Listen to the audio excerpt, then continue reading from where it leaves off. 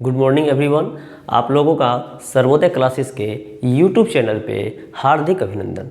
आज हम आप लोग के बीच बिहार एसएससी 2023 के लिए रीजनिंग का प्रैक्टिस सेट लेकर आए हैं, जिसमें सारे प्रश्न महत्वपूर्ण होगा और ये एग्जाम के लिए खास करके बनाया गया है। तो जो भी लोग नहीं बनाए होंगे सेट, तो वो देखिए रीजनिंग किस प्रकार के आपके बिहार एसएससी 2023 में पूछा जाएगा। तो इसमें 50 क्वेश्चन का हम आप लोग के बीच प्रैक्टिस करवाने जा रहे हैं। तो जो भी लोग मेरे चैनल पे नए होंगे, कृपया करके आप मुझे सब्सक्राइब कर लें, और यदि फेसबुक पेज पर देख रहे हैं तो आप मुझे वहाँ फॉलो करें।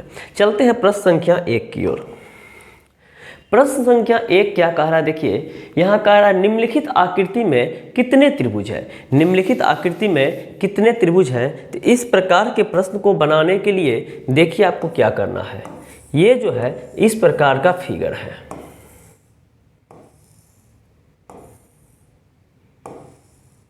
अब यहाँ देखिए इस प्रकार के जो भी प्रश्न होंगे वहाँ बनाने के लिए 1 2 3 4 5 6 7 और 8 तक कर दिए। मैक्सिमम संख्या जो होगा उसमें 2 से गुना कर देंगे और यही आपका 16 आंसर हो गया।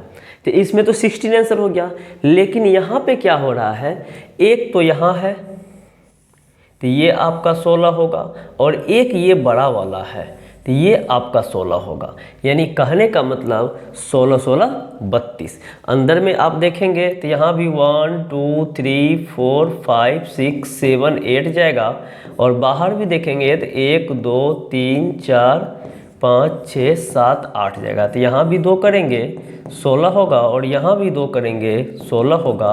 तो ये 16 और ये 16 मिलके 32 आपका आंसर होगा। आपका आंसर 32 होगा। अब देखिए यदि ये सब चीज़, ये रीजनिंग का ये जो है काउंटिंग फिगर आपको नहीं समझ में आए, तो आप जिस चैनल पे देख रहे हैं सर्वोदय क्लासेस के यूट्यूब चैनल पे, तो वहाँ पे जाके देखिएगा काउंटिंग ऑफ ट्रायंगल रहेगा, नीचे दिया गया है, और आप वहाँ जाके कंप्लीट चैप्टर देख सकते हैं। चलिए अगला देखिए, ये आपको कैलेंडर से लिया गया है। कह रहा है रमेश को याद है कि वह किसी माह की 13 तारीख के बाद आने वाले शनिवार को अपनी माँ से मिला था। यानी रमेश को अच्छी तरह से याद है कि वह अपनी माँ से मिला था, और 13 तारीख के बाद वाले शनिवार, यानी 13 तारीख से पहले नहीं मिला है, और 13 तारीख के जो बाद शनिवार आया है उसी दिन मिला है, उसको कन्फर्म याद है। यदि उस माह के पहले दिन को शुक्रवार था, अब कोई भी महीना हो, यानी 1 तारीख को फ्राइडे है, 1 तारीख को फ्राइडे है अर्थात शुक्रवार है। तो जब 1 तारीख को शुक्रवार है तो आप इस प्रकार के प्रश्न में सबसे पहले पहला शनिवार निकाल लीजिए। तो 1 को शुक्रवार है तो 2 को शनिवार हो जाएगा। अब देखिए जब 2 तारीख को शनिवार हो गया तो इसमें 7 जोड़िएगा, 2 + 7 9 तारीख को शनिवार हो जाएगा, और 9 + 7 16 होगा, 16 को शनिवार हो जाएगा, और 16 + 7 तो यहाँ देखिए 9 7 16 ही आ गया है। तो अब आप देख रहे हैं जब यहाँ 9 7 16 हो गया है, तो अब देखिए 13 के बाद वाले शनिवार, तो 13 के बाद वाला शनिवार यही ना है 16 तारीख, और इसका आंसर ऑप्शन नंबर 3 हो जाएगा। अब प्रश्न उठता है कि 7 क्यों जोड़े। प्रश्न उठता है कि 7 क्यों जोड़े। तो एक चीज़ जान लीजिए, सप्ताह में 7 दिन होते हैं। यदि 2 तारीख को शनिवार है तो वहाँ देखिए 3 4 5 6 7 8 9। यदि 2 को शनिवार है तो 3 को रविवार होगा, 4 को सोमवार होगा, 5 को मंगलवार होगा, 6 को बुधवार होगा, 7 को गुरुवार होगा, 8 को शुक्रवार होगा, और 9 को शनिवार होगा। तो इसीलिए हम इतना डिस्क्रिप्टिव में नहीं बता के हम सिर्फ 7 जोड़ दिए। तो 2 + 7 के 9 को शनिवार, 9 + 7 के 16 को शनिवार, और 13 तारीख के बाद वाले शनिवार को मिला था। इसका मतलब होता है 13 के बाद मेरा शनिवार आया है 16, इसलिए इसका सही आंसर ऑप्शन नंबर 3 अर्थात 16 होगा। चलते हैं अगले प्रश्न की ओर। अगला प्रश्न कह रहा है MISFORTUNE शब्द में ऐसे कितने अक्षर समूह हैं जिनके बीच उतने ही अक्षर हैं जितने कि अंग्रेजी वर्णमाला में होते हैं। यानी इसको यदि अंग्रेजी में कहा जाए तो pairs of letter in a word, ये इस चैप्टर का नाम होता है और जनरली ये अल्फ़ाबेट के बीच में दिया जाता है। तो जो भी लोग को ये सब चैप्टर बनाने में दिक्कत होगा तो अल्फ़ाबेट मेरा देख लेंगे, क्लियर हो जाएगा। यानी सारे जितने भी आज हम आपको बताएंगे सारे का वीडियो डाला हुआ है और आप लोग वहाँ सर्वोदय क्लासेस के YouTube चैनल पे जाके डालिएगा तो आ जाएगा, या Sarvodaya classes bye Abhiraj sir करिएगा तो आ जाएगा। यानी जहाँ देख रहे हैं उसी नीचे में होगा। अब यहाँ देखिए क्या कह रहा है,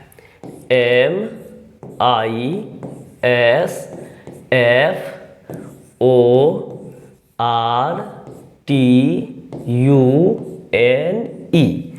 अब इसमें देखिए कैसे बनाना है। जो अल्फ़ाबेट स्टार्ट किया है, पेयर बनाने के लिए मिनिमम 2 चाहिए, जो अल्फ़ाबेट स्टार्ट किया है वहाँ से पढ़िए। तो MNOPQR।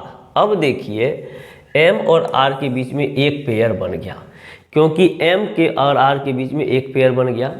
R के बाद STU भी नहीं मिला, IJKLMNOPQ नहीं मिला, STU नहीं मिला, STUVWXYZ नहीं मिला, FGHIJKL नहीं मिला, OPQRST नहीं मिला, RSTUVW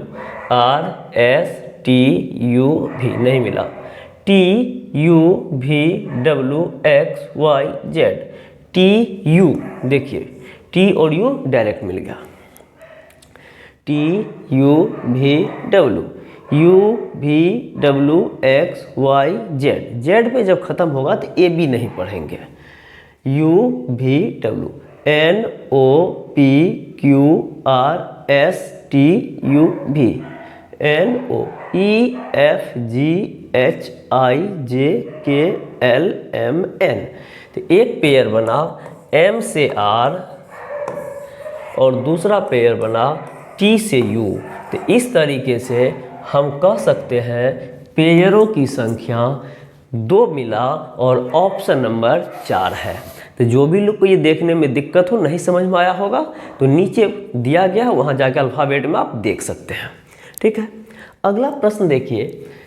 अगला प्रश्न जो है ये आपको डायरेक्शन या सीटिंग अरेंजमेंट दोनों का बात करेंगे, लेकिन मुख्य रूप से सीटिंग अरेंजमेंट का है। अब देखिए, ममता, रजनी, आशा और शिल्पी ताश का खेल खेल रही है। शिल्पी और रजनी पार्टनर है। तो एक चीज़ ध्यान दीजिएगा, जब ताश खेला जाता है या लूडो खेला जाता है या कैरम बोर्ड खेला जाता है तो पार्टनर आमने सामने बैठता है। पार्टनर कहाँ बैठता है? आमने सामने बैठता है, ऐसा नहीं जो पार्टनर अगल बगल में बैठे। ठीक है, आशा रजनी के दाईं ओर है। अब यहाँ 4 व्यक्ति है, इस प्रकार से बैठा हुआ है और जब जानते हैं कि ताश खेल रहा है या कैरम बोर्ड खेल रहा है, कुछ भी खेल रहा है, तो सेंटर की ओर देख रहा है। अब कह रहा आशा रजनी के दाईं ओर है। आशा कहाँ है? तो रजनी के दाईं ओर। रजनी को हम यहाँ बैठाए तो आशा रजनी के दाईं ओर है, तो यहाँ पे आशा हो गई रजनी के दाएं ओर, जो कि ममता के दाहिनी ओर है। अब जो का प्रयोग किसके लिए क्या है? तो जो का प्रयोग रजनी के लिए क्या है? तो ममता के दाहिनी ओर है। तो ममता के दाहिनी ओर कौन है? ममता के दाहिनी ओर रजनी है। तो बताइए कि आशा के दाहिनी ओर कौन है? अब आशा का दाहिनी यही है, यहाँ पे व्हाट है, कौन है? तो इससे पहले वाला पॉइंट आप देखिएगा, यहाँ दे रहा है शिल्पी और रजनी पार्टनर है। तो हम बताए हैं कि पार्टनर जब भी होगा तो अपोजिट डायरेक्शन बैठेगा। तो रजनी यहाँ है तो शिल्पी यहाँ होगी, और यही आपका आंसर हुआ। आशा के दाएं कौन बैठी है? तो आशा के दाएं ऑप्शन नंबर 3 अर्थात शिल्पी बैठी है। ऑप्शन नंबर 3 अर्थात शिल्पी बैठी है। चलते हैं अगला प्रश्न की ओर। अगला प्रश्न कह रहा है दूरभाष निर्देशिका में कौन सा नाम मध्य में आएगा। अब यहाँ आप देखिए 5 अल्फ़ाबेट दिए गए हैं, 5 शब्द दिए गए हैं और इसमें कहता है दूरभाष निर्देशिका। दूरभाष निर्देशिका का मतलब होता है फ़ोन डायरेक्टरी, और फ़ोन डायरेक्टरी किस आधार पे काम करता है, तो एज ए डिक्शनरी का आधार पे काम करता है। एज ए डिक्शनरी का कहने का अर्थ होता है डिक्शनरी में सबसे पहले ए से वर्ड होता है, फिर ए से होता है, फिर ए बी से होता है, फिर ए सी से होता है। तो उसी प्रकार से देखिए यहाँ पे हम लिखते हैं RANDHIR, ये पहला है। दूसरा है RANDESH,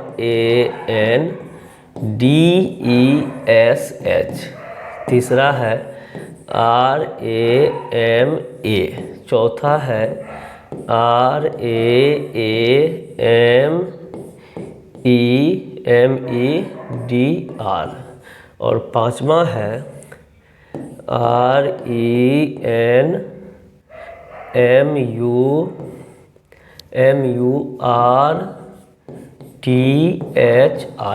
अब यहाँ पे ये पांचों शब्द ले लिए हैं, तो अब यहाँ क्या करना देखिए।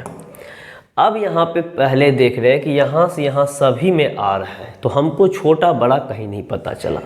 फिर यहाँ से यहाँ देख रहे हैं कि यहाँ तक तो ए है और इसमें ई है, तो पहले जो मेरा शब्द होगा तो RA वाला होगा, यानी ये ई होने का इसको छोड़ देंगे, ये मेरा सबसे लास्ट में जाएगा। सबसे लास्ट में क्यों जाएगा, क्योंकि आप देख रहे हैं कि ए वाला 4 गो है, तो पहले ए वाला जब 4 गो होगा तो 1 से लेकर 4 स्थान तो वो लेगा, और ये ई है तो ये अलग होने के कारण 5वां जाएगा। अब यहाँ देखिए NN है, यहाँ M है, यहाँ A है, तो अब यहाँ देखिए RAA है, तो ये मेरा पहला होगा, और M बाद में आता है, A के बाद M ही आता है, ये दूसरा होगा। N और N इक्वल है, D और D इक्वल है, यहाँ 8 है, यहाँ 5 है, तो ये मेरा तीसरा होगा, और ये मेरा चौथा होगा, और ये मेरा 5वां होगा। तो मध्य में कौन आया है, तो आप देख सकते हैं मध्य में RANDESH आया है। RANDESH आया है मध्य में, तो इस प्रकार से ऑप्शन आपका 2 होगा। अगला प्रश्न है, ये कोडिंग डिकोडिंग का है। किसी कूट भाषा में रिपोर्ट को इतना लिखा जाता है, तो उसी कूट भाषा में पर्सन को क्या लिखा जाएगा। अब देखिए रिपोर्ट, अब इसका वैल्यू होता है 18, इसका 5, इसका 16, इसका 15, इसका 18, इसका 20, इसका वैल्यू होता है 19, इसका 4, इसका 15, इसका 14, इसका 17, इसका 21।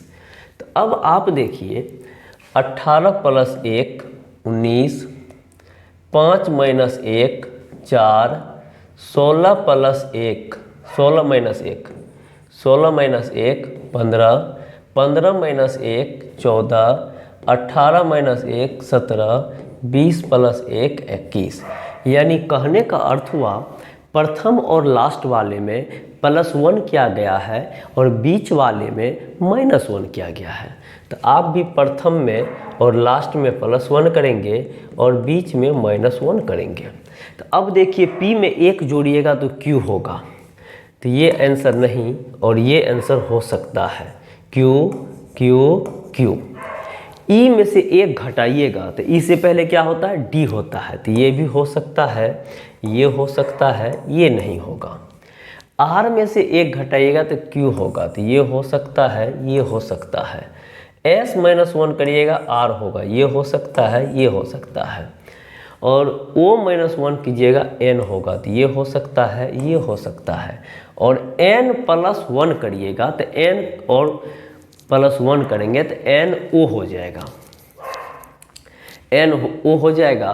तो O हो जाएगा तो O तो ऑप्शन है नहीं, तो इसका देखिए क्या होगा, P + 1 Q, E - 1 D, R - 1 Q, R - 1 Q, S - 1 R, O - 1 N और N + 1 O। ये आपका सही आंसर होगा। QD QD QR QD QR NO QD QR NO QD QR NM QD QR NP ये इसका ऑप्शन मिस्टेक हो गया है। इसका सही आंसर फिर से मिला लेते हैं। 16 plus 1 17, 5 minus 1 4, 18 minus 1 17, 19 minus 1 18, 15 minus 1 14, 14 plus 1 15। ये आपका सही आंसर होगा QDQRNO। QDQRNO आपका सही आंसर होगा। ठीक है, यहाँ क्वेश्चन मिस्टेक है। अगला प्रश्न की ओर बढ़ते हैं। अगला प्रश्न कह रहा है नीचे दी गई श्रृंखला में ऐसे कितने 3 हैं जिनके ठीक पहले न तो 6 है और न ही ठीक बाद 9 है। यानी ऐसे कितने 3 हैं जिनके ठीक पहले न तो 6 है, यानी यहाँ पे ये नहीं होना चाहिए, और ना ही ठीक बाद 9 होना चाहिए, यहाँ पे ये नहीं होना चाहिए। यानी कहने का मतलब है 639 नहीं होना चाहिए। पहले 3 ले लीजिए, 3 ये है, 3 ये है, 3 ये है, 3 ये है और 3 ये है। अब 6 और 9, यहाँ 9 और 6 है तो ये हो जाएगा, क्योंकि 6 और 9 नहीं होना चाहिए। यहाँ 9 और 6 है तो कोई दिक्कत नहीं है। यहाँ 6 और 9 है तो ये नहीं होगा। यहाँ 9 और 7 है तो ये हो जाएगा। यहाँ 6 और 9 है तो ये नहीं होगा। यहाँ 6 3 9 है तो 6 3 9 तो होगा नहीं, इसलिए आपका आंसर ये और ये देगा, अर्थात ऑप्शन नंबर 2 यानी होगा, अर्थात ऑप्शन नंबर 2 होगा। अगला प्रश्न है नीचे दिए गए प्रश्नों में एक शब्द या संख्या दिए हुए हैं, उसके नीचे 4 विकल्प दिए गए हैं। दिए गए विकल्पों में से कौन सा विकल्प शब्द या संख्या का जल प्रतिबिंब वाटर इमेज होगा। अब वाटर इमेज में आप लोग जानते होंगे लेफ्ट राइट नो चेंज होता है, सिर्फ और सिर्फ अप डाउन चेंज होता है। यानी कहने का मतलब हुआ पानी वाला इमेज जब निकलेगा तो बायां दायां नहीं चेंज होता है, ऊपर नीचे चेंज होता है। जो ऊपर होगा वो नीचे होगा और जो नीचे होगा वो ऊपर होगा। तो अब यहाँ ई है तो ई का ऐसे बनेगा, ई तो ई ही बनेगा। ए आपका ऐसा है तो ये सीधा पलट के ऐसा हो जाएगा। आर आपका ऐसा है तो ये सीधा पलट के ऐसा हो जाएगा। टी आपका ऐसा हो जाएगा। एच आपका जस का तस रहेगा। क्यू आपका ये राइट में है तो ऐसे रहेगा। अब उसके बाद देखिए यहाँ से पहले इतना से काम चलाइए। ई ए आर ये नहीं, ई ए आर टी एच यहाँ आ रहा है, ई ये नहीं और ये नहीं। तो इस तरीके से आप सही आंसर ऑप्शन नंबर ये दे सकते हैं, ऑप्शन नंबर ये दे सकते हैं। ठीक है, ऑप्शन नंबर ये दे सकते हैं 3 नंबर। अब अगला प्रश्न देखिए। अगला प्रश्न है निर्देश कह रहा है नीचे दी गई जानकारी को ध्यानपूर्वक पढ़िए और पूछे गए प्रश्नों के उत्तर दीजिए। ये आपका जो है ये आपका कह सकते हैं ये लाइन अरेंजमेंट का क्वेश्चन है। ये किसका क्वेश्चन है? लाइन अरेंजमेंट का क्वेश्चन है। अब इसमें देखिए क्या कह रहा है, A B C D E एक 5 मंजिला इमारत में रहते हैं। यानी A B C D E जो है 5 मंजिला इमारत में रहते हैं। यानी कहने का मतलब 1 2 3 4 5 ये 5 महल है, इसमें रहते हैं। बी और ई भूतल में नहीं रहते हैं। बी और ई जो है सबसे नीचे नहीं रहते हैं। ठीक है, डी ए के 1 मंजिल ऊपर, डी कहाँ है? ए के 1 मंजिल ऊपर और सी के 1 मंजिल नीचे, सी के 1 मंजिल नीचे। यानी डी ए से 1 मंजिल ऊपर है और सी से 1 मंजिल नीचे है। ठीक है, ई सबसे ऊपर रहता है। तो अब आप देखिए ई यहाँ पे सबसे ऊपर हो गया और ये 3 व्यक्ति जो है ए डी सी ये लगातार एक साथ रहेगा। और हमको यहाँ कंडीशन है ई तो ऊपर बैठ गया, बी नीचे बैठेगा भी नहीं। तो बी जब नीचे नहीं बैठेगा और यदि बी को हम यहाँ बैठाते हैं तो ए डी सी एक लाइन में होगा? नहीं होगा। इसलिए बी को यहाँ बैठाइए और बी जब यहाँ बैठा तो सी डी ए को यहाँ दे दीजिए। ठीक है, अब कहता है कितने लोग सी के ऊपर रहते हैं। तो सी के ऊपर कितने लोग रहते हैं आप लोग को दिख रहा होगा। इसका सही आंसर होगा ऑप्शन नंबर 2, यानी 2 व्यक्ति सी के ऊपर रहते हैं। और यदि पूछे कौन कौन तो ई और बी कह देंगे। ठीक है, फिर कहता है डी किस तल में रहता है। डी कहाँ रहता है, तो देख रहे हैं कि डी यहाँ ये फर्स्ट होगा, ये सेकेंड होगा, ये थर्ड होगा, ये 4, ये 5 होगा। तो कह सकते हैं डी जो है सेकेंड तल पे रहते हैं, डी सेकेंड तल पे रहते हैं। बी किस तल में रहता है, बी कहाँ रहता है, तो बी फोर्थ फ्लोर पे रहता है, बी फोर्थ फ्लोर पे रहता है।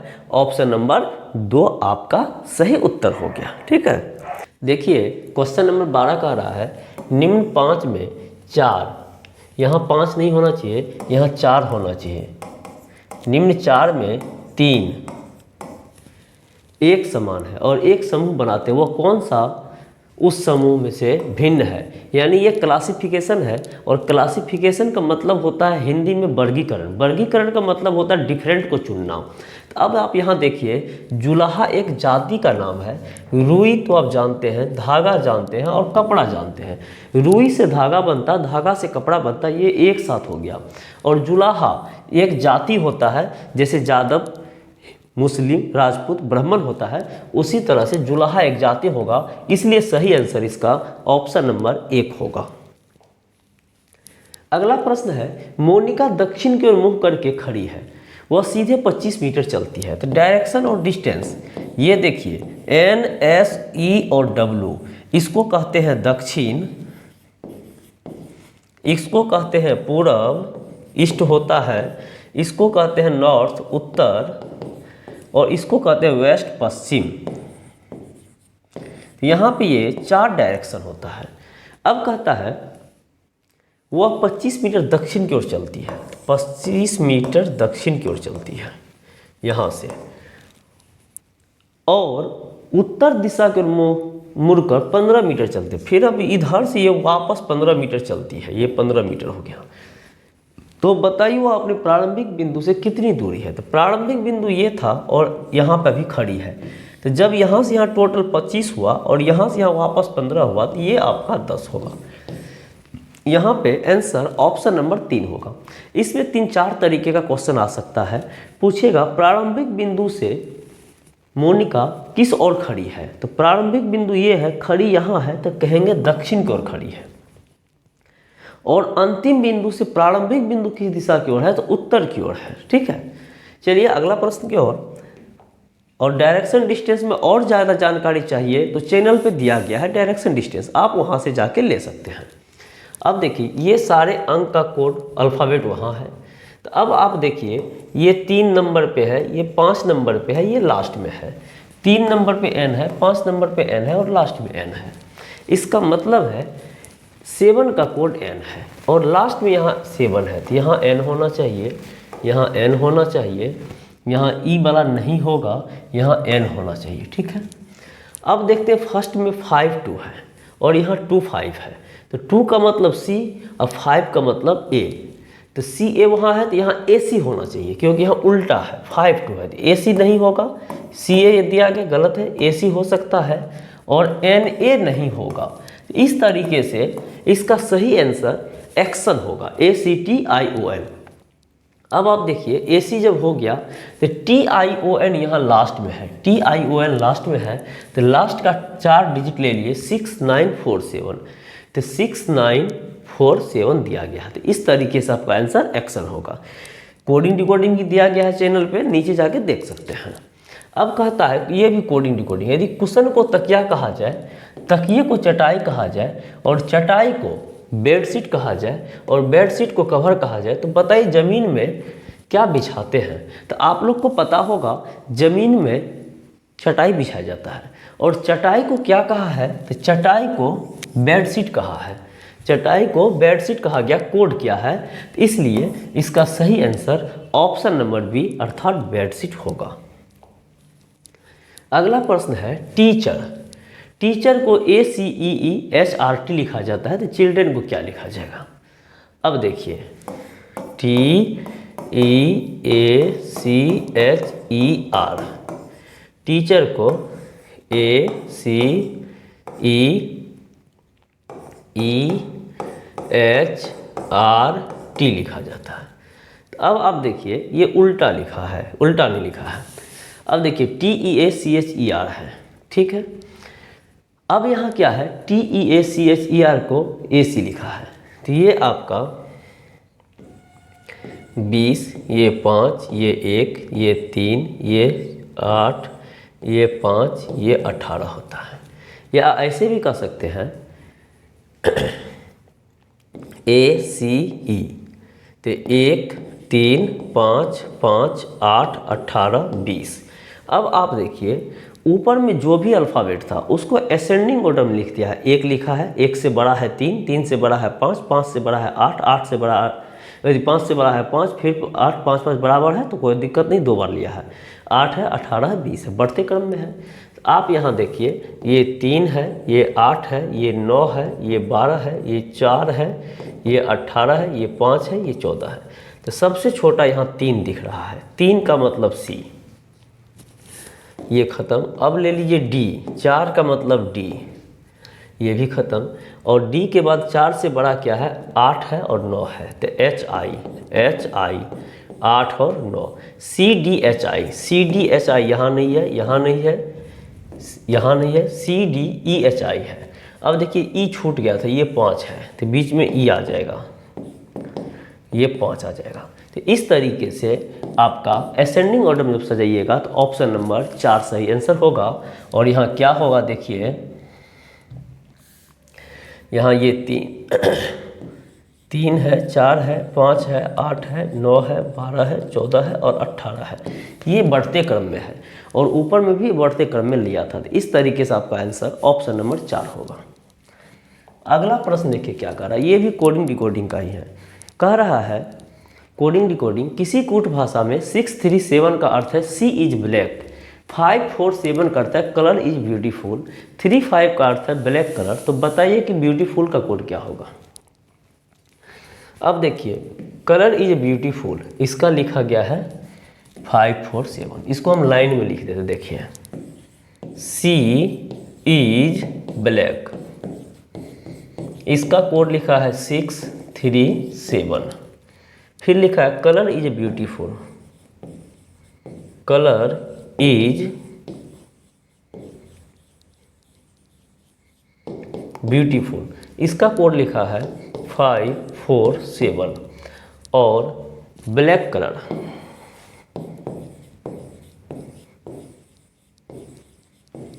इसका कोड लिखा है 35। अब इसमें पहला और दूसरा में कुछ कॉमन होगा। पहला और दूसरा में क्या कॉमन है, तो आप देख रहे हैं इज कॉमन है। यहाँ भी फर्स्ट और सेकंड में कुछ कॉमन होगा, 7 कॉमन होगा, यानी इज का 7। ठीक है। अब यहाँ देखते हैं सेकंड थर्ड में, सेकंड और थर्ड में कलर कॉमन है, तो यहाँ पे 5 कॉमन है, यानी कलर का कोड 5 हो गया। और पूछ रहा है ब्यूटीफुल का, तो ब्यूटीफुल यहाँ बच गया और यहाँ बच गया है 4। इस तरीके से ऑप्शन नंबर 2 अर्थात 4 होगा। अगला प्रश्न कह रहा है, यदि डॉट का अर्थ है प्लस और उसके बाद त्रिभुज का अर्थ है उल्टा त्रिभुज का, उल्टा त्रिभुज का अर्थ है माइनस, और एट द रेट का अर्थ है डिवाइड, और बॉक्स का अर्थ है गुना, और एस का अर्थ है बराबर, तो प्रश्न चिन्ह वाट के स्थान पे क्या आएगा। अब यहाँ 60 लिया है, डॉट का अर्थ है प्लस, तो यहाँ प्लस कीजिए, 50 50। एट द रेट का अर्थ है डिवाइड, तो यहाँ बटा कर दीजिए 25, और ये इसका अर्थ है गुना, तो गुना कर दीजिए 4, और उल्टा त्रिभुज का अर्थ है -3, और एस का अर्थ है बराबर, तो बराबर क्या होगा। अब देखिए इस प्रश्न को बनाने के लिए बोर्ड मास का प्रयोग करते हैं, BODMAS। तो B से ब्रैकेट होता है, ब्रैकेट का मतलब होता है कोष्ठ, O से ऑफ होता है, ऑफ का मतलब होता है का, BODMAS होता है, सॉरी BODMAS। S का अर्थ होता है डिवाइड, M का अर्थ होता है मल्टीप्लाई, A का अर्थ होता है एडिशन यानी जोड़ना, S का अर्थ होता है सब्ट्रैक्ट। तो BO तो मेरे पास है नहीं, D से स्टार्ट है, डिवाइड करेंगे, 25 से काटेंगे 2 बार में।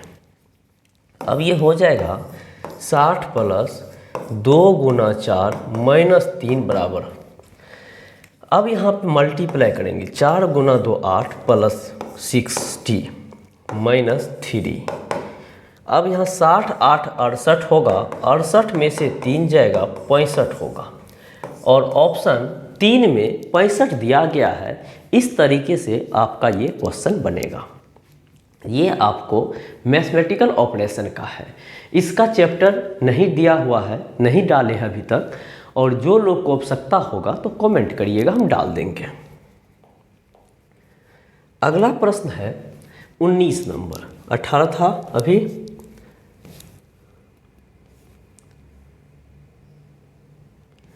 हाँ 18 था, 19 देखिए। 19 कह रहा है लोहा संबंधित है धातु से। ये एनालॉजी चैप्टर है, ये डाला हुआ है। अब यहाँ देखिए लोहा संबंधित है धातु से, यानी लोहा को धातु में रखा गया है, धातु श्रेणी का ये लोहा पदार्थ है। तो उसी प्रकार पेट्रोल को किस में रखेंगे? पेट्रोल संबंधित है वाहन से, गलत।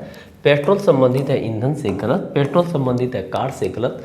और पेट्रोल आप लोग जानते होंगे ये द्रव फॉर्म में रहता है, लिक्विड फॉर्म में रहता है, इसलिए इसका सही आंसर ऑप्शन नंबर 2 अर्थात द्रव होगा, यानी लिक्विड होगा। अगला प्रश्न है, प्रश्न संख्या देखिए क्या कह रहा है, नीचे दी गई जानकारी के आधार पर पूछे गए प्रश्नों के उत्तर दीजिए। एक वृत्ताकार मेज के चारों ओर P, Q, R, S, T और U 6 लोग बैठे हुए हैं। यहाँ पे 6 लोग हैं। एक वृत्ताकार मेज है, यानी वृत्त के आकार का, इसके ओर बैठे हुए हैं चेहरा करके। तो इसमें देखिए जितने भी व्यक्ति होंगे पहले उतना सीट बना लेंगे। तो मेरे प्रश्न में यहाँ 6 व्यक्ति हैं, तो 6 सीट बना लिए। अब कहता है Q P और S के बीच बैठा है। देखिए Q P और S के बीच ऐसे हो सकता है, या Q S और P ऐसे हो सकता है। क्योंकि जब वो वृत्ताकार है तो उसमें एंड और स्टार्टिंग पता नहीं चल रहा है, इसलिए दोनों कंडीशन हो सकता है। इस पॉइंट को अभी छोड़ दीजिए। अब कहता है P U के सामने नहीं बैठा है, ये निगेटिव है, इसको भी छोड़ दीजिए। S T के ठीक बाईं ओर बैठा है, अब ये पॉजिटिव है। S कहाँ है? T के ठीक बाईं ओर। T को यदि यहाँ बैठाएंगे तो S बाईं ओर होगा। और कहता है PT के बाएं तरफ तीसरा है। P कहाँ है? T के बाएं तरफ तीसरा है। T के बाएं तरफ तीसरा 1 2 3, P यहाँ हो गया। अब जो पीछे वाला पॉइंट छोड़े थे, P के दाएं में Q, Q के दाएं में S, तो P के दाएं में यहाँ Q दीजिए, Q के दाएं में यहाँ S दीजिए। और ये वाला पॉइंट बैठाना चाहेंगे, P के बाएं में Q, Q के बाएं में S, तो P के बाएं में Q तो बैठ जाएगा और यहाँ S आ रहा है। तो अब हम देख रहे हैं कि यहाँ S तो ऑलरेडी बैठा हुआ है, तो यानी ये वाला पॉइंट मेरा गलत हो रहा है। ये वाला जब पॉइंट गलत हो रहा है तो वही वाला पॉइंट हम लेंगे। तो P के बाएं में Q और Q के बाएं में S। अब जो यहाँ था P U के सामने नहीं बैठा है, P जो है U के सामने नहीं बैठा, तो वो भी नहीं बैठा है। S T के बाएं ओर बैठा है, S जो है T के बाएं ओर बैठा है। P T के बाएं तीसरी स्थिति पर है, P T के बाएं 1 2 तीसरा है। R और U के U के ठीक दाएं बैठा है। अब देखिए ये पॉइंट छूट गया था, R कहाँ है? U के ठीक दाएं, तो U को यहाँ देंगे तो R यहाँ हो जाएगा ठीक दाएं। अब यहाँ पे ये बैठ चुका है। अब कह रहा है T के दाएं और कौन बैठा है? तो T के दाएं कौन बैठा है? तो आप कह सकते हैं T के दाएं U बैठा है। ऑप्शन नंबर 2 सही उत्तर होगा। ऑप्शन नंबर 2 सही उत्तर होगा। S के सामने कौन बैठा है? S के सामने आप देख रहे हैं, S के सामने R बैठा है, तो ऑप्शन नंबर 1 आपका R होगा और ये आपका सही उत्तर होगा। ये सीटिंग अरेंजमेंट का है। ये देखिए ये आपका दर्पण इमेज है। यहाँ कह रहा है यदि एक दर्पण को MN रेखा पर रखा जाए, यानी ये MN रेखा है, यहाँ पे दर्पण को रखा जाए, ये लेप किया हुआ भाग को दर्शाता है, रखा जाए, तो दी गई उत्तर आकृति में से कौन सी आकृति प्रश्न आकृति की सही प्रतिबिंब होगी? तो दर्पण में जान लीजिए लेफ्ट और राइट चेंज होता है, यानी बाएं और दाएं चेंज होता है। जो बाएं रहेगा वो दाएं में चला जाएगा और जो दाएं रहेगा वो बाएं में चला जाएगा। लेकिन यही कंडीशन में यदि नीचे दर्पण रहता, यहाँ दर्पण रहता, तो फिर ये वाटर इमेज देता, और वाटर इमेज का मतलब होता है ऊपर वाले नीचे और नीचे वाले ऊपर, लेकिन यहाँ तो नीचे है नहीं, यहाँ राइट में है, तो इसको कैसे बनाएंगे। तो अब देखिए हम इसको 4 भाग में डिवाइड करते हैं। 4 भाग में डिवाइड किए तो ये राइट साइड ऊपर है, तो ये लेफ्ट साइड ऊपर होगा।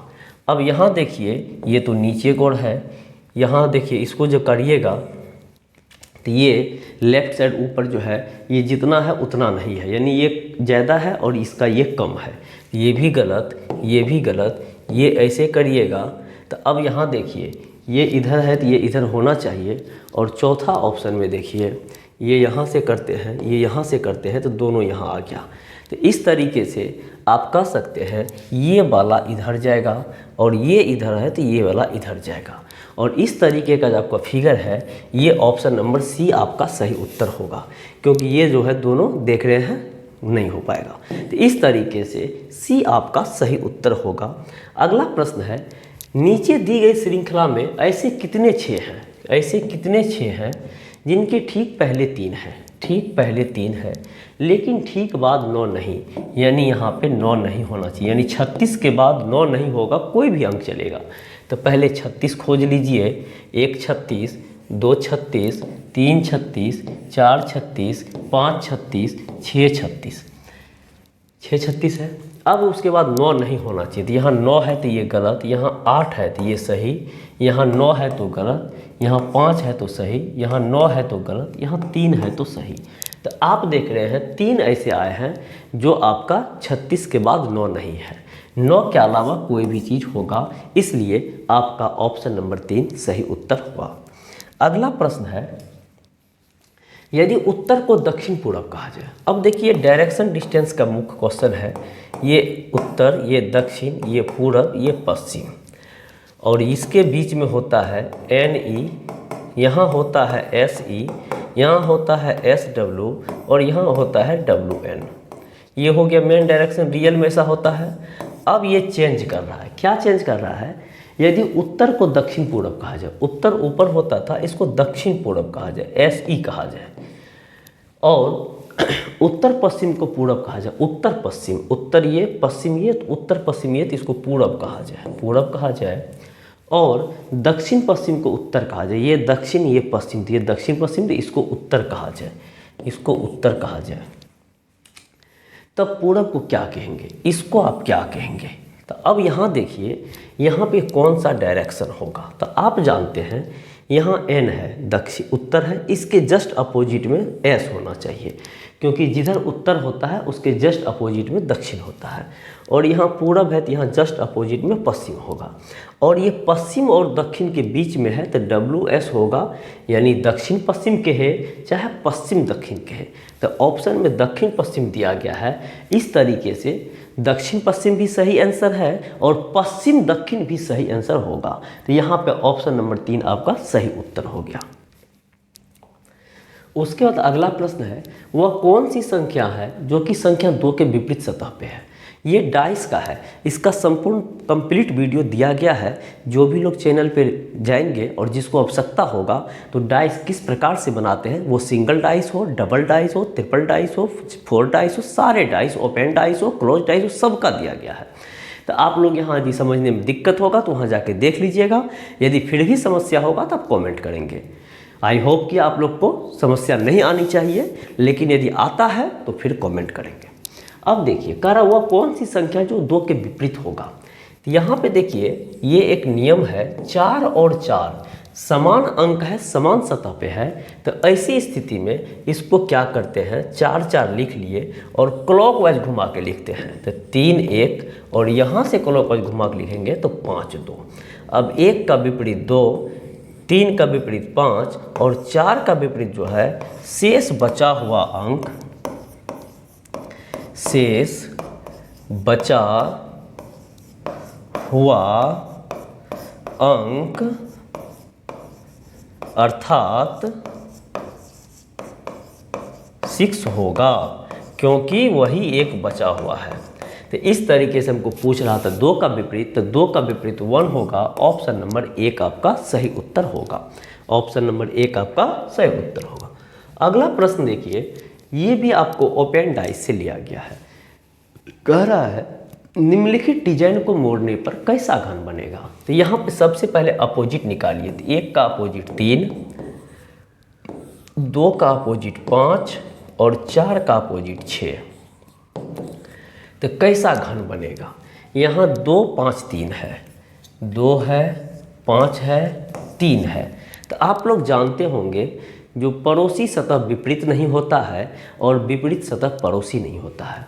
तो जब 2 का विपरीत 5 है तो यहाँ 2 और 5 पड़ोसी में नहीं होगा, इसका मतलब है ये पासा गलत है। और यहाँ भी 2 5 नहीं होगा, इसका मतलब ये भी पासा गलत है। और यहाँ 4 6 5 है, तो 4 और 6 आपस में अपोजिट है और 4 6 को पड़ोसी बना दिया है, इसका मतलब ये भी यहाँ पे नहीं होगा। अब यहाँ चौथा ऑप्शन बचा है 1 5 4। अब देखिए चौथा ऑप्शन जो बचा है 1 5 4, तो 1 है 5 है और 4 है। तो 1 का अपोजिट 3 है तो 3 नहीं लिया है, 5 का अपोजिट 2 है तो 2 नहीं लिया है और 4 का अपोजिट 6 है तो 6 नहीं लिया है। इस तरीके से ऑप्शन नंबर 4 आपका सही उत्तर है और ये घन बनाएगा। अगला प्रश्न है GHIJ संबंधित है OPQR से, उसी प्रकार ABCD संबंधित होगा। अब देखिए GHIJ OPQR ये आपका होता है 7, ये 8, ये 9, ये 10, ये 15, ये 16, ये 17, ये 18। तो 7 में 8 जोड़ा तो 15, 7 में 8 जोड़ा 15, 8 में 8 जोड़ा 16, 9 में 8 जोड़ा 17 और 10 में 8 जोड़ा 18। यानी सारे अल्फ़ाबेट में 8 8 की वृद्धि हुई है। तो हम ओवरऑल सभी में 8 जोड़ेंगे। तो एक का 1 होता है, 1 + 8 9 होता है, तो ये 10 होता है तो गलत। ये 19 होता है तो गलत, ये 9 होता है और ये 26 होता है तो गलत। यानी आंसर आपका हो जाएगा ऑप्शन नंबर 3। अब यदि इसको चेक करेंगे तो 2 + 8 10, 3 + 8 11, 4 + 8 12, यानी ये आपका 100% सही है। इस तरीके से आपको बनाना है। अगला प्रश्न है जो लोग साहसी होते हैं वो ज़्यादातर बुद्धिमान होते हैं, ये आपका कथन है। अरुण साहसी है तो वह अरुण बुद्धिमान है, निश्चित रूप से असत्य है। ये गारंटी नहीं दे सकते क्योंकि जो लोग साहसी होते हैं वो ज़्यादातर बुद्धिमान होते हैं। अब साहसी लोग जो होंगे वो ज़्यादातर बुद्धिमान होंगे, ज़्यादातर कहने मतलब अधिक संख्या में, लेकिन सभी नहीं हो सकते हैं। अरुण साहसी तो है तो वह अरुण बुद्धिमान है, कोई गारंटी नहीं है। तो निश्चित रूप से असत्य भी नहीं कह सकते हैं, निश्चित रूप से सत्य भी नहीं कह सकते हैं, और यहाँ कह नहीं सकते हैं, और यहाँ सत्य हो सकता है। अब यहाँ पे जो है इसमें कह नहीं सकते, वो तेज है, अरुण साहसी है तो अरुण बुद्धिमान है, कह नहीं सकते हैं। क्यों नहीं कह सकते हैं? क्योंकि जो लोग साहसी होते हैं वो ज़्यादातर बुद्धिमान होते हैं। तो अरुण साहसी है और अरुण बुद्धिमान है तो वो ज़्यादातर में आएंगे कि कम वाले में आएंगे, ये कह नहीं सकते हैं, गारंटी नहीं दे सकते हैं। इसलिए हम इसका आंसर देंगे कह नहीं सकते हैं। सत्य हो सकता है, ये भी सही भी है गलत भी है, लेकिन कह नहीं सकते क्यों? क्योंकि कन्फर्मेशन नहीं है। तो इस तरीके से ये बनाएंगे। अब यहाँ आ गया वेन डायग्राम। वेन डायग्राम में कह रहा है नीचे दिए गए चित्र में वर्ग ग्रामीणों को, त्रिभुज शिक्षितों को और वृत्त मतदाताओं को दर्शाता है। चित्र को ध्यानपूर्वक पढ़कर पूछे गए प्रश्नों के सही उत्तर दें। अब यहाँ देखिए कह रहा है निम्न में से कौन सी संख्या दर्शाती है कि कुछ ग्रामीण तो ग्रामीण कहने मतलब इसमें होना चाहिए, ठीक है, ग्रामीण जो कि मतदाता और शिक्षित दोनों हैं। अब मतदाता तो मतदाता ये हो गया और शिक्षित ये हो गया। यानी कहने का मतलब 3 के 3 डायग्राम माना चाहिए और तीनों डायग्राम वो आपका अंक है 5, वो आपका अंक है 5, अर्थात ऑप्शन नंबर 3 सही उत्तर होगा। अब अगला में क्या कहता है वो देखिए, निम्न में से कौन सी संख्या उन मतदाताओं को दर्शाती है जो कि शिक्षित है लेकिन ग्रामीण नहीं है। शिक्षित होना चाहिए, यानी इसमें होना चाहिए, शिक्षित होना चाहिए, लेकिन शिक्षित होना चाहिए तो इसमें होना चाहिए शिक्षित है लेकिन ग्रामीण नहीं है, लेकिन इसमें नहीं होना चाहिए। तो इसमें नहीं होना चाहिए तो यहाँ वह निम्न में से कौन सी संख्या उन मतदाताओं को दर्शाती है जो कि शिक्षित है लेकिन ग्रामीण नहीं। तो मतदाताओं को दर्शाती है, शिक्षित है लेकिन ग्रामीण नहीं, तो इसमें तो हर हाल में नहीं होना चाहिए और इसमें होना चाहिए और इसमें रहना चाहिए, तो वो आपका अंक है 4। इसलिए ऑप्शन नंबर 1 आपका सही उत्तर होगा। अगला प्रश्न कह रहा है, देखिए अगला प्रश्न कह रहा है निम्न में से कौन सी संख्या उन ग्रामीण को दर्शाती है, ग्रामीण को दर्शाती है। अब ग्रामीण को दर्शाने का मतलब है इसमें होना चाहिए, ग्रामीण में होना चाहिए, दर्शाती है जो कि मतदाता है लेकिन शिक्षित नहीं। ग्रामीण होना चाहिए, मतदाता होना चाहिए लेकिन शिक्षित नहीं, तो वो आपका आंसर होगा 3, वो आपका आंसर होगा 3 और ऑप्शन भी होगा 3। निम्न में से कौन सी संख्या उन मतदाताओं को दर्शाती है जो कि न तो ग्रामीण और न ही शिक्षित है। यानी मतदाता होना चाहिए लेकिन ग्रामीण और शिक्षित नहीं, तो वो सिर्फ और सिर्फ 6 होगा, जो कि ऑप्शन नंबर यहाँ पे नहीं दिख रहा है, इसी को हम 6 करते हैं और इसी को आंसर दीजिए। और यहाँ पे क्योंकि निम्न में से कौन सी संख्या उन मतदाताओं को दर्शाती है जो न तो ग्रामीण न ही शिक्षित, मतदाता को दर्शाती है, न ग्रामीण होना चाहिए न शिक्षित होना चाहिए, तो वो सिर्फ और सिर्फ 6 है। तो यहाँ पे क्वेश्चन एडिट करना पड़ेगा, 7 को 6 करना पड़ेगा। इस तरीके से आपका ये ऑप्शन नंबर 2 हो गया। अगला प्रश्न देखिए, अगला प्रश्न ये ब्लड रिलेशन से लिया गया है। कह रहा है नीचे दिए गए प्रश्नों का उत्तर देने के लिए नीचे दी गई जानकारी को पढ़िए। अब यहाँ 3 पॉइंट है। x माइनस जेड का अर्थ है x जेड की बेटी है, x क्या है, जेड की बेटी है, तो ये लड़की होगी। और x इंटू जेड का अर्थ है x जेड की माँ है, x जो है जेड की माँ है, ये भी लड़की होगी। x प्लस जेड का अर्थ है x जेड का पिता है, x जेड का पिता है, ये हो गया। अब यहाँ कह रहा है q into T, q into M, q into M है तो q इंटू एम दीजिएगा, तो q m की माँ है, q क्या है, q क्या है, m की माँ है, तो माँ है तो एक जनरेशन ऊपर होगी और फीमेल हो जाएगी। m plus n, m plus n, m n का पिता है, m क्या है, n का पिता है, तो इसका ये पिता है m, तो ये प्लस होगा, मेल मेंबर होगा। n minus T, n minus T का अर्थ है n t की बेटी है, n क्या है, t की बेटी है। तो अब यहाँ देखिए ये बेटी है, तो अब यहाँ पे देखिए n का पिता m है और t की बेटी ये है, इसका मतलब ये जो है m की पत्नी है, ये m की क्या है, पत्नी है, क्योंकि एक माँ और एक पिता, यही आपको बेटा या बेटी बोल सकते हैं या बोल सकती है। अब कह रहा है निम्न में से कौन सा सत्य नहीं है, निम्न में से कौन सा सत्य नहीं है, यानी असत्य को चुनना है, गलत को चुनना है। तो अब यहाँ देखिए क्या करेंगे, क्यू टी की सास है, तो क्यू टी की सास है, तो हाँ है, क्योंकि इसका ये पति है, पति की माँ है, तो ये तो सही हो गया, तो ये तो आंसर देंगे नहीं। एन क्यू का पोता है, एन क्यू का पोता है, नहीं, ये क्यू का पोती है, क्योंकि ये लड़की है। और एन का पिता, ये पिता की माँ दादी थी, ये पोती हो गई, पोता नहीं थी, यही आपका सही आंसर होगा, ये गलत हो गया। अब आगे चेक करिएगा, क्यू एन की दादी है, क्यू एन की दादी है, तो हाँ ये सही है, तो ये हमको आंसर नहीं देना, गलत है, क्योंकि हमको गलत सत्य नहीं है, तो ये तो सत्य है, ये भी सत्य है, ये आपका सत्य नहीं है। और एम क्यू का बेटा है, एम क्यू का बेटा है, तो एम का ये माँ है, तो इसका ये बेटा है, तो यानी कहने का मतलब 4, 2 और ये 1 सही है और 3 नंबर गलत है। तो इस तरीके से आप कह सकते हैं ये सही, ये गलत और ये सही और ये सही। तो जब आपका 1, 2, 4 सही है, 3 गलत है, तो यही आपका आंसर होगा। अब कहता है निम्न में से कौन सा निश्चित रूप से दर्शाता है कि एन एम का भाई है।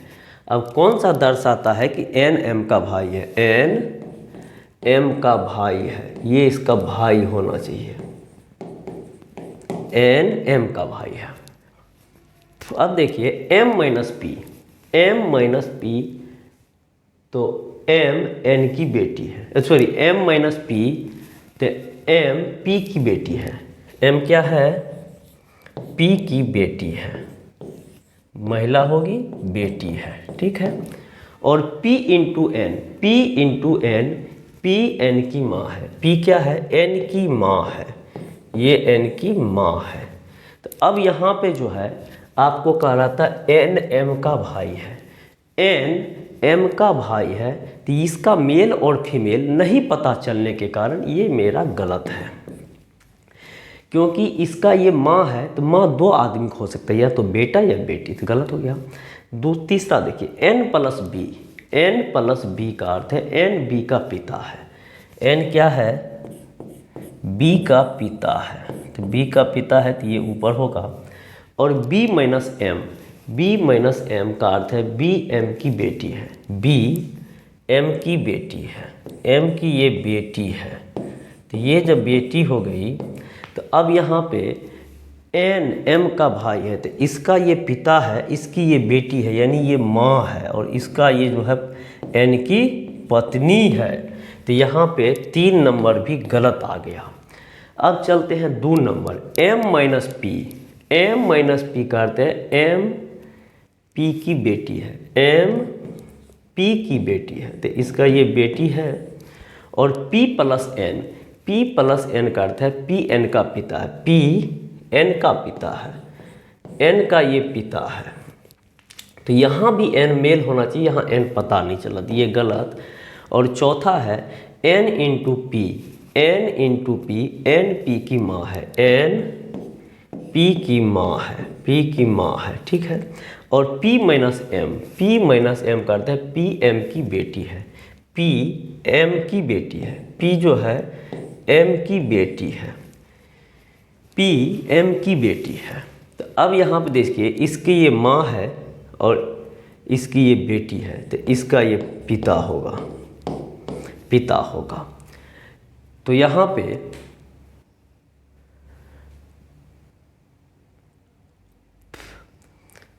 एन एम का भाई है, एन एम का भाई, यहाँ पे तो अभी चारों गलत हो गया। इसको एक बार फिर से बनाते हैं, कहीं कुछ समस्या आया होगा, देखते हैं। देखिए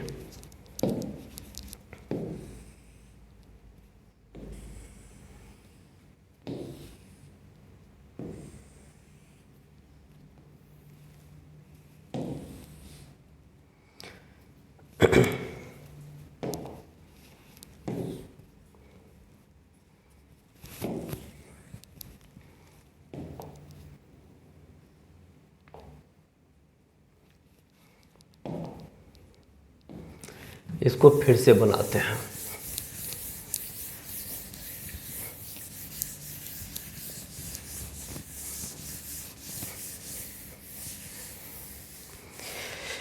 नहीं बनेगा तो ऑप्शन गलत होगा। देखिए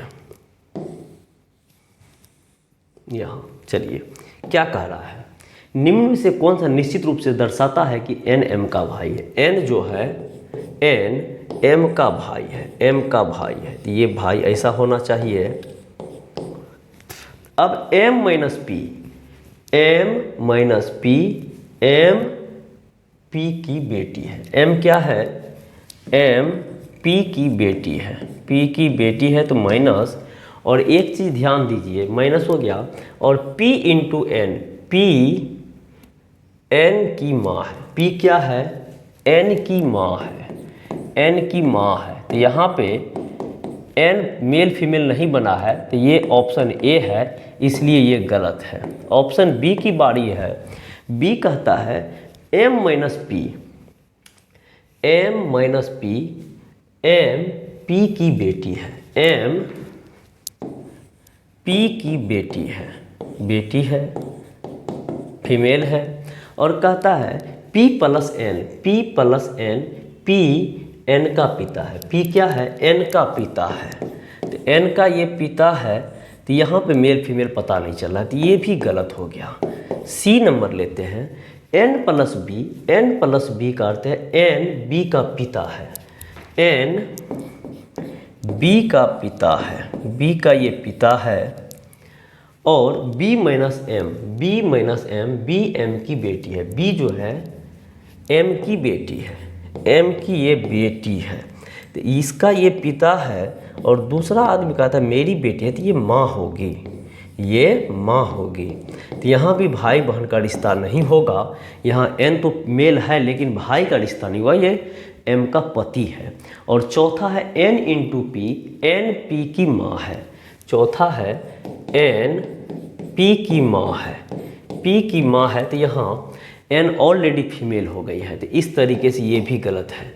यहाँ पे एक ऑप्शन हम अपनी तरफ से दे रहे हैं, नॉन ऑफ दीज, यानी कहने का मतलब है ये चार के चारों ऑप्शन गलत है, पांचवा ऑप्शन यहाँ होना चाहिए, या नहीं तो किसी एक ऑप्शन को सुधार करना पड़ेगा।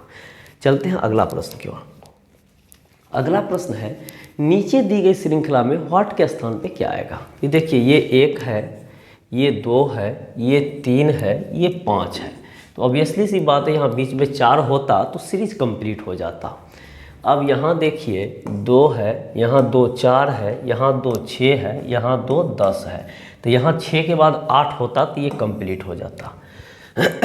यहाँ ये 3 है, एक 4 है, 3 1 4, 4 2 6, और यहाँ 13, तो 4 में 2 जोड़ा है तो 6, तो 6 में 3 जोड़िए तो 9, और 9 में 4 जोड़िए तो 13।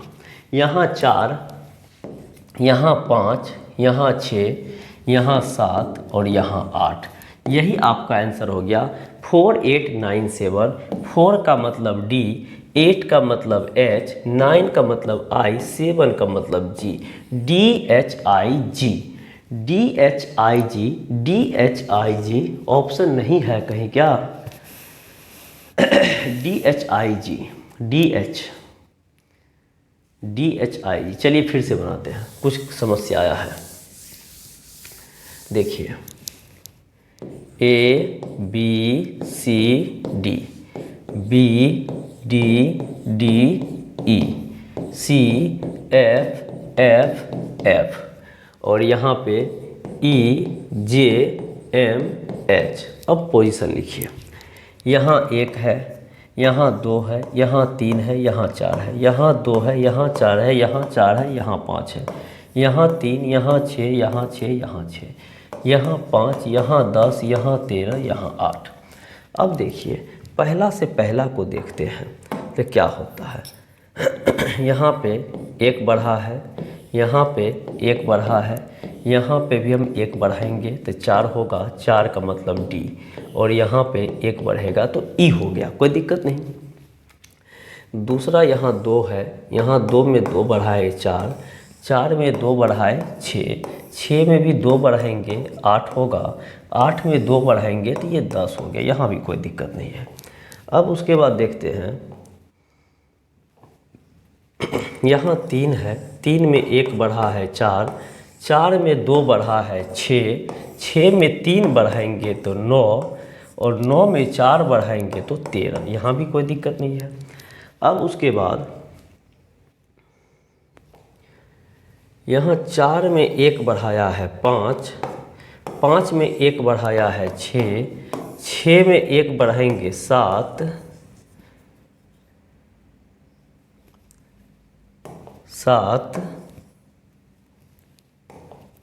7 और 7 में 1 बढ़ाएंगे 8, तो आंसर होगा DHIG,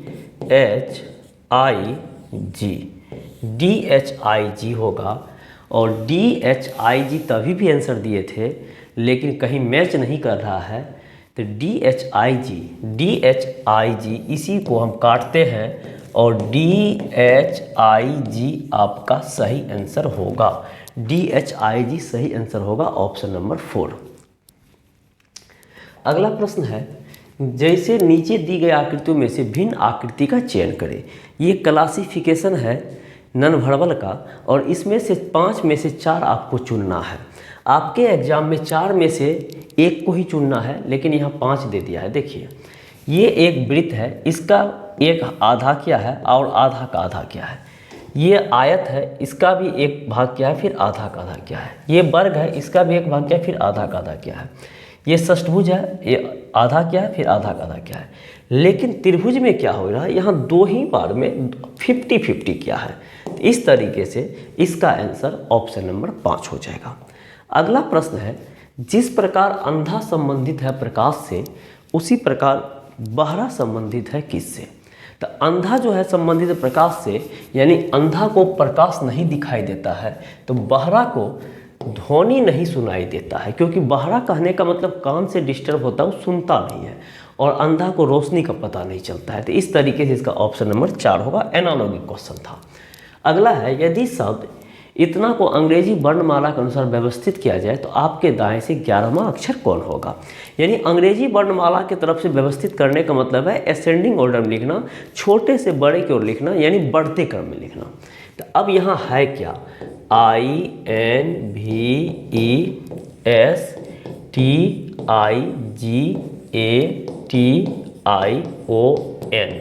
अब सबसे छोटा आपको पता चल रहा होगा क्या है, सबसे छोटा ए है, ए है। ए के बाद बी नहीं है, बी के बाद सी नहीं है, सी के बाद डी नहीं है, डी के बाद ई है, तो ई, ई के बाद एफ नहीं है, एफ के बाद जी है, तो जी, जी के बाद एच नहीं है, एच के बाद आई यहाँ है, आई यहाँ है, आई यहाँ है, तो 3 आई लिखिए, 1 2 3। आई के बाद जे नहीं है, के नहीं है, एल नहीं है, एम नहीं है, एन है, तो एन और एन, एन और एन, एन के बाद ओ, तो ओ, ओ के बाद पी नहीं है, क्यू नहीं है, आर नहीं है, एस है, तो एस, एस के बाद टी है 2 गो, और टी के बाद यू नहीं है, भी है एगो, भी है एगो। तो अब देखिए ऊपर में 3 3 6 3 9 3 12 1 13, यहाँ भी 3 3 6 3 9 3 12 1 13, और कहता है दाएं से 11वां अक्षर क्या होगा। तो यहाँ पे ये 3 3 6 3 9 10 और 11, 11वां ऑप्शन आपका होगा अक्षर जी, अर्थात ऑप्शन नंबर 2 होगा। अगला प्रश्न देखिए, ये कोडिंग डिकोडिंग का लिया गया है। 529 का अर्थ है ही गॉट मेल, मील, और 894 का अर्थ है मील इज स्टिल, और 273 का ही बी टोल्ड, और 604 का अर्थ है ईट द स्टिल। अब देखिए ही के लिए क्या करेंगे, तो ही कहाँ है पहले ये देखिए, इसमें ही मैच कर रहा है, इसमें ही मैच कर रहा है। तो अब देखिए इन दोनों में क्या कॉमन है, तो आप कहेंगे इन दोनों में 2 कॉमन है, इसका मतलब ही का आंसर आपका निकल गया ऑप्शन नंबर 1 अर्थात 2। और 8 किस शब्द के लिए आया है, तो 8 कहाँ है, 8 यहाँ है। अब देखिए इन दोनों में 9 कॉमन है, इन दोनों में 9 कॉमन है, तो यहाँ पे कुछ कॉमन होगा, तो यहाँ पे मील कॉमन है, तो 9 का मतलब मील, और इसमें 4 कॉमन है, तो इसमें क्या कॉमन है, ये कॉमन है, तो ये हो गया किसका, 4 का। अब देखिए 9 और 4 निकल गया, तो 8 के लिए क्या बचा, 8 के लिए बचा ईज, ऑप्शन नंबर 1 आपका सही आंसर ईज होगा, ऑप्शन नंबर 1 आपका सही आंसर ईज होगा। अगला प्रश्न है प्रश्न संख्या 41। यहाँ कह रहा है पार्टी अध्यक्ष कॉन्फ्रेंस हॉल में प्रातः 11:40 AM पे प्रवेश किए। ये आपका क्लॉक का है। क्लॉक का 35 महत्वपूर्ण क्वेश्चन पिछले क्लास में हम दिए हैं, जो क्लास नंबर शायद 15 होगा। तो आप लोग को यदि क्लॉक में डिग्री निकालना हो, चाहे कोण निकालना हो, चाहे कुछ भी निकालना हो, चाहे कब दोनों ओवरलैप करेगा, कितने बार 180 बनता है, कितने बार 90 बनता है, इस प्रकार के सारे 35 प्रश्न को हम एक साथ संयोजित किए हैं। और 35 प्रश्न यदि आप बना लेते हैं तो एक भी प्रश्न एग्जाम में नहीं छूटेगा। ठीक है, अब यहाँ देखिए पार्टी अध्यक्ष कॉन्फ्रेंस हॉल में प्रातः 11:40 AM पर प्रवेश करते हैं। तो पार्टी अध्यक्ष जो है 11:40 में प्रवेश किए, अच्छी बात है। महोदय और मंत्री महोदय 25 मिनट बाद पहुँचे। मंत्री जो है 25 मिनट बाद पहुँचा, इसका मतलब इसमें 25 मिनट जोड़ दीजिए, 25 प्लस कीजिएगा तो 5 4 2 6 और 11:65। 11:65 को आप लिख सकते हैं 12:05, क्योंकि 65 मिनट हो जाएगा, 60 मिनट 1 घंटा, इधर आएगा 12:05 बचेगा। तो मंत्री महोदय 12:05 में पहुँचे और 10 मिनट विलम्ब हो गए, तो बताइए कॉन्फ्रेंस का निर्धारित समय क्या था। यानी जब मंत्री 12:05 में पहुँचे हैं, मंत्री जो है 12:05 में पहुँचे हैं, तो ये 10 मिनट लेट है। इसका मतलब माइनस करेंगे और 10 मिनट करेंगे। 5 में से 0 गया 5, यहाँ 10 0 है, इससे एक पैसा लेंगे 10, 10 में से 10 नहीं 6 होगा, 6 में से 1 गया 5 और यहाँ 11 बचेगा। क्योंकि ये 60 मिनट देगा, तो 60 मिनट देगा तो यहाँ हो जाएगा 65 मिनट और यहाँ हो जाएगा 11। अब 65 में से 10 किया 55 और 100 कर देंगे तो गलत हो जाएगा, तो 11:55 उसका सही निर्धारित समय था। तो इस तरीके से ऑप्शन नंबर 3 आपका सही उत्तर हुआ। अगला प्रश्न है, कुछ कैडेट कठोर परिश्रमी नहीं है, राजेश एक कैडेट है, तो उपरोक्त दोनों कथनों से कौन सा निष्कर्ष निश्चित रूप से निकालता है। अब देखिए, कुछ कैडेट कठोर परिश्रमी नहीं है, कुछ कैडेट जो है कठोर परिश्रमी नहीं है, इसका मतलब है कुछ नहीं है तो कुछ हो भी सकता है, क्योंकि सभी का प्रयोग तो किया नहीं है, कुछ का प्रयोग किया है। और कहता है राजेश एक कैडेट है, तो उपरोक्त दोनों कथन को कौन सा निश्चित रूप से सत्य निकलता है। तो राजेश कभी कभी कठोर परिश्रमी है, गलत। कुछ कैडेट कठोर परिश्रमी है, गलत। राजेश कठोर परिश्रमी नहीं है, ये भी गलत। तय नहीं कर सकते, ये सही आंसर है। क्यों? क्योंकि देखिए, कुछ कैडेट कठोर परिश्रमी नहीं है, राजेश एक कैडेट है, तो ये होगा कि नहीं होगा इसका चर्चा नहीं है, तो इस तरीके से हम तय नहीं कर सकते हैं। और ये सब प्रश्न में बच्चे मार खाते हैं। अब देखिए, किसी कूट भाषा में CHOCOLATE को ETALOCOHC लिखा जाता है, तो उसी भाषा में GENERATIOR को क्या लिखा जाएगा। अब देखिए, C है, H है, OCOLATE, इसको लिखता है ETALOCOHC, यही ना। अब देखिए, ETALOCOHC, ETALOCOHC, यानी कहने का अर्थ है मुझे मालूम हो चुका है, ये 100% विपरीत लिखा है। देखिए, EAT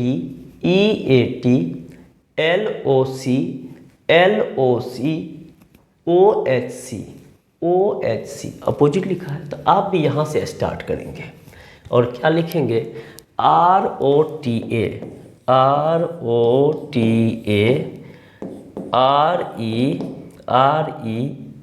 RENEG, आप भी यही लिखेंगे। ROTA ये नहीं होगा, ROTA RENRGE है, नहीं होगा, ROTA यानी आपका आंसर ऑप्शन नंबर 4 होगा।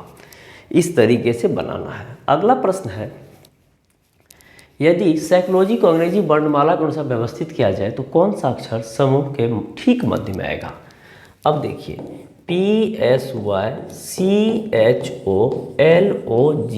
साइकोलॉजी, इसको अंग्रेजी वर्णमाला के अनुसार व्यवस्थित किया जाए।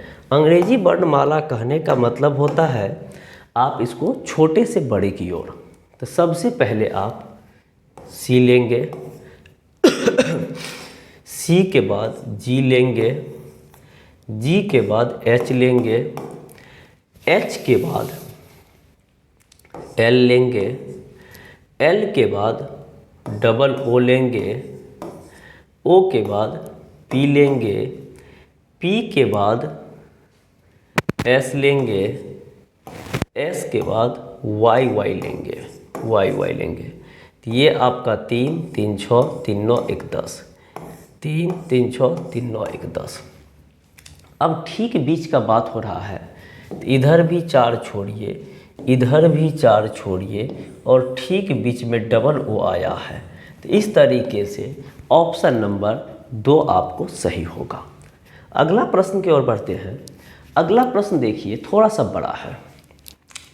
यहाँ पे कह रहा है, नीचे दी गई जानकारी के आधार पे पूछे गए प्रश्नों के उत्तर दीजिए। एक विद्यालय में 5 शिक्षक हैं, एक विद्यालय है वहाँ 5 शिक्षक है। A और B हिंदी और अंग्रेजी पढ़ाते हैं। A और B, A+B हिंदी और अंग्रेजी पढ़ाते हैं, हिंदी प्लस अंग्रेजी पढ़ाते हैं, ठीक है। C और B कहिए, चाहे B और C कहिए, अंग्रेजी और भूगोल, अंग्रेजी, इंग्लिश और भूगोल, ज्योग्राफी पढ़ाते हैं। D और A गणित और A और D गणित, मैथ और हिंदी, मैथ प्लस हिंदी पढ़ाते हैं। ई और बी इतिहास और फ्रेंच, ई और बी हिस्ट्री और फ्रेंच पढ़ाते हैं। ठीक है। अब कहता है शिक्षक ए कौन सा विषय पढ़ाते हैं। अब शिक्षक ए कौन सा विषय पढ़ाते हैं, तो आप देख रहे हैं ए का चर्चा यहाँ है, ए का चर्चा यहाँ है। तो ए क्या पढ़ाते हैं, ए पढ़ाते हैं हिंदी, ए पढ़ाते हैं हिंदी, ऑप्शन नंबर 4। और कौन सा शिक्षक अधिक से अधिक विषय पढ़ाते हैं, तो वो आपके शिक्षक देखिए बी जो है, बी और बी 3 बार आए हैं, तो बी अधिक से अधिक विषय पढ़ाते हैं। और कौन सा शिक्षक 2 से कम विषय पढ़ाते हैं, तो 2 से कम विषय कौन पढ़ाते हैं, बी तो 3 विषय पढ़ाता है, ए 2 विषय पढ़ाता है। और ये 3 ऐसे शिक्षक हैं, सी डी ई ऐसे शिक्षक हैं जो 2 से कम विषय पढ़ाते हैं। तो ए तो ऑप्शन होगा नहीं क्योंकि ए 2 विषय पढ़ाता है, बी भी नहीं होगा क्योंकि बी 3 विषय पढ़ाता है, और के का कोई अता पता नहीं है। इस तरीके से इसका आंसर ऑप्शन नंबर डी होगा। जबकि कौन सा शिक्षक 2 से कम विषय पढ़ाते हैं, तो उसका सही आंसर सी भी है, सही आंसर डी भी है और सही आंसर ई भी है, क्योंकि ये तीनों ऐसे शिक्षक हैं जो सिंगल विषय पढ़ाते हैं। तो इस तरीके से आपका आंसर ऑप्शन नंबर सी हो गया 3। अब चलते हैं अगला प्रश्न की ओर। अगला प्रश्न कह रहा है यदि FUL FNHW को क्रिकेट का है तो इतना का कूट क्या होगा, यानी CRICKET क्रिकेट को FUL FNHW लिखा जाता है, तो EULGH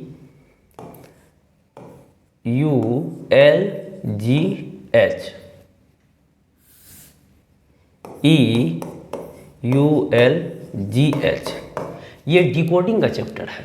अब देखिए ये 3 होता है तो ये 6 लिखा है, 3 बढ़ाया, ये 18 तो ये 21, 3 बढ़ाया, ये 9 तो ये 12, 3 बढ़ाया, ये 3 तो ये 6, 3 बढ़ाया, ये 11 तो ये 14, 3 बढ़ाया, ये 5 तो ये 8, 3 बढ़ाया, ये 20 तो ये 23, 3 बढ़ाया। यानी ऊपर वाले से नीचे वाले 3 ज़्यादा है और नीचे वाला से ऊपर वाला 3 कम है। यदि इधर से जाएंगे तो -3, इधर से जाएंगे तो -3, और वही बात जब ऊपर से आते हैं तो +3। ठीक है। तो अब यहाँ क्या कर रहा है, तो देखिए ये डिकोडिंग है, उसका क्रिकेट दिया है, वो कोड है यहाँ पे मीनिंगफुल है।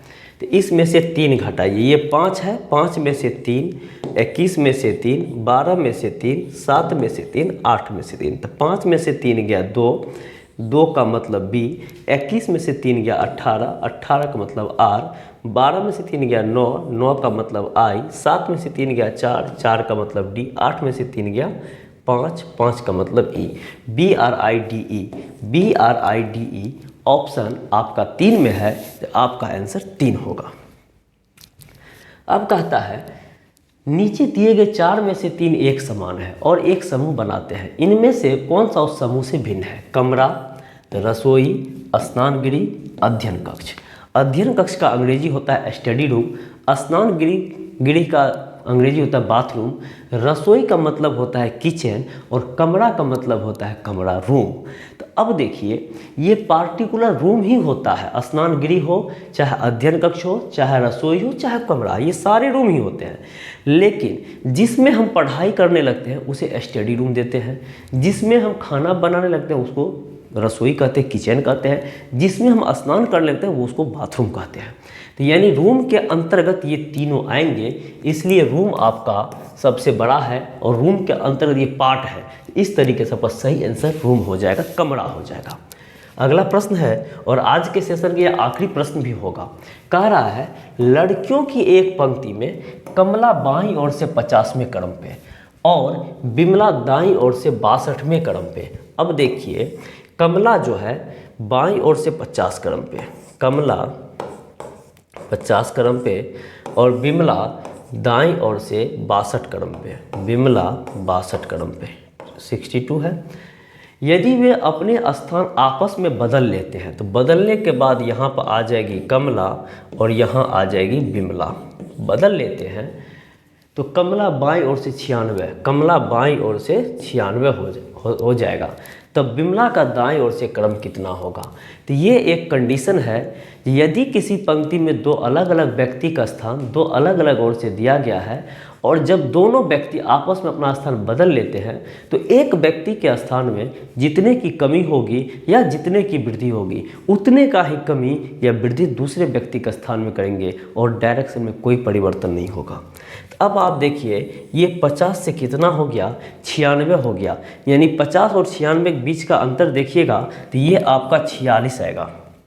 तो इसका मतलब है 62 में भी 46 जोड़िए और आपका आंसर वही हो जाएगा। 62 में 46 जोड़िएगा क्योंकि 50 से 96 हो गया है। तो 46 तो 6 2 8 6 4 10 के 0 बच गया 1।